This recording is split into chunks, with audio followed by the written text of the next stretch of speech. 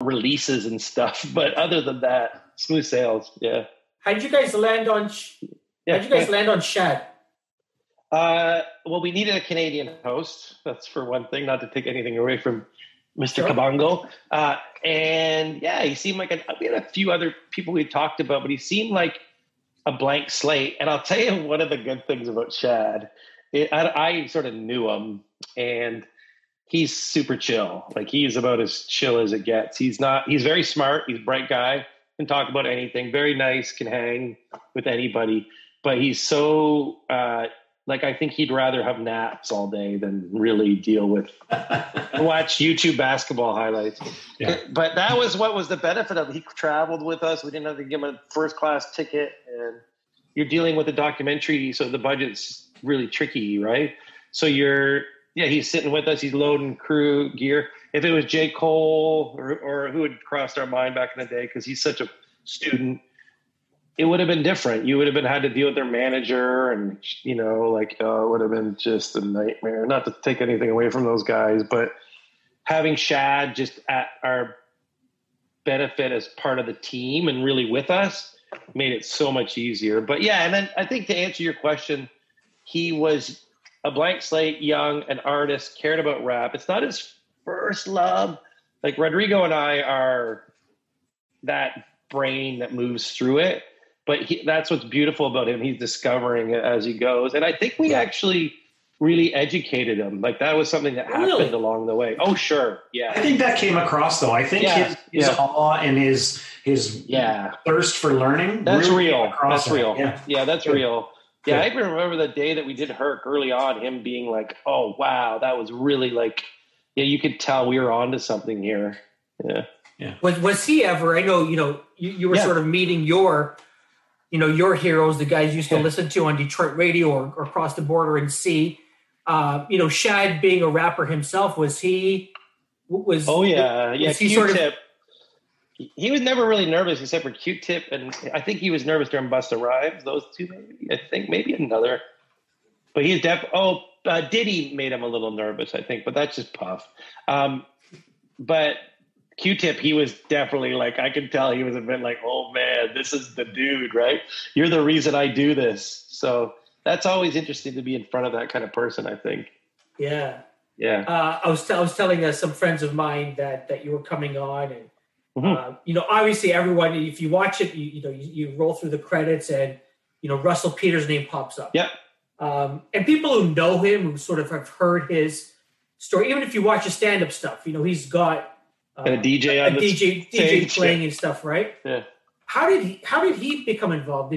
So he's just a friend. Yeah. He's a friend of mine, and I asked him for Herc's number, and he said, come over. He was in Toronto, come for breakfast. So I went out and had breakfast, and he's like, okay, I'll call Herc, but you're probably gonna have to pay him something. I'm like, yeah, cool. We got that worked out. I want to pay these pioneers because it's their time, and everybody knows Herc didn't make his money in hip hop, right? Not like I was gonna make him, but it was something your first time.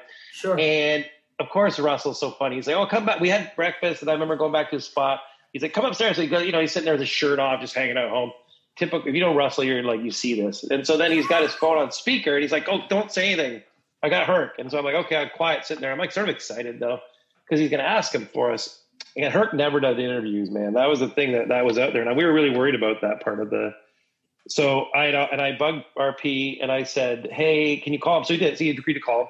Then he puts me on speaker with Herc immediately. And I'm basically talking to Herc about what we're doing. And then, literally, I think a month later it was happening.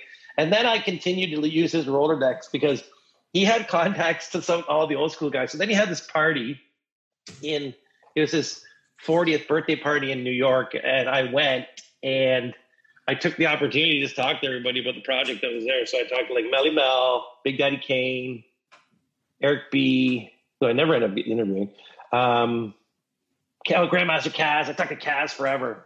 Kaz just educated me about stuff. And so then after I left that, I just said to Scott and Sam at Banger, I'm like, hey, what do you think about making Russell an executive producer? He's really going to help us. And it's not going to cost us anything because he didn't really ask for a fee and he knew I didn't really budget for it. So it was just a name. And so from that on, we just added him, and it's really worked out well because he hooked me up with a lot of people. I think he'd hit his threshold though in season 3, because he's sort of done with rap at a certain point. I think he loves it, but he doesn't really mess with new stuff. How the heck? Like, how does he know all these people? Well, he had, I think, Russell was a DJ in Toronto, and he hung out with, Mastermind, the DJ. He was on Flow forever. Flow friggin' fired him, idiots. Anyways, I really think they screwed that up. But okay, I digress. But he hung out with him. He hosted his mixtapes, so he would host those, and I think he got to know like Greg Nice and a bunch of those kind of Nice and Smooth, all those Toronto. There'd be a lot of collection of people from, I remember back in the day, if you guys remember, there'd be a lot of samey type artists who would come and play all the time in Toronto. So I think he got to know those guys. And then by the time he was out in the road, those guys would be at shows, and then they would bring a friend, and then he would meet them. They'd be, oh, Russell's such a good dude. And I think he got to meet Melly Mel really early, and Kaz. And I could be screwing this up because he probably has some deeper friends in it, but because I know he's good friends with a few real DJ too. DJ Spinbad is his friend, and Russell, I think, got to know DJ Red Alert through him, and it just started to trickle. Like he told me one time, Run DMC were at his show, Running D, and I was like, oh man, that's so cool. They do him, and so I think he just hung out. Well, like one of his best buddies is Lord Finesse. Lord Finesse like lives a lot at Russell's house, so he's entrenched in it, and he keeps touch with it, and he supports them too, right? So, I mean, any way he can. So, it made a ton of sense for him to be the EP, and I'm proud